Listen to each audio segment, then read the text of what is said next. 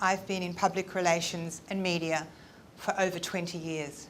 During that time, there is no situation or I haven't covered, no industry I haven't been involved with.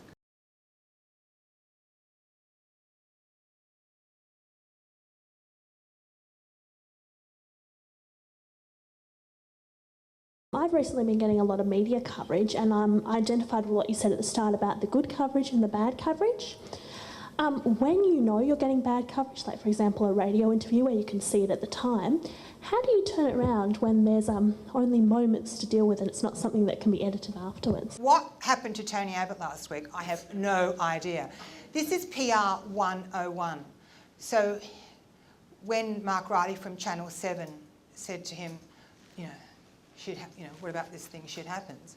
You say, that was said in the heat of the moment. What we're really focused on here is our troops. Even in a tense situation, acknowledge it. Say, look, that was really tense. I did something massively stupid. But what I'm doing now is I've cleaned up my act. Do you think that people have more success getting publicity if they use a PR company such as yourself, or if they actually try and pitch it themselves?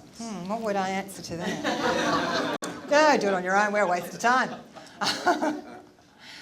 Look, I have clients, I would say start with a PR company, but clients like Mike Carlishaw, he was my client for, years and years, I don't know, 5 years, 5 or 6 years or something.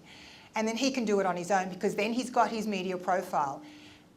And you get it. After a few years of working with me, it's a formula. So why go out and try the formula on your own? Work with a PR consultant and you can learn the formula. And PR consultants, we're all very keen to share. We love media. If you're working with a consultant, use them. Take them out for breakfast, take them out to lunch.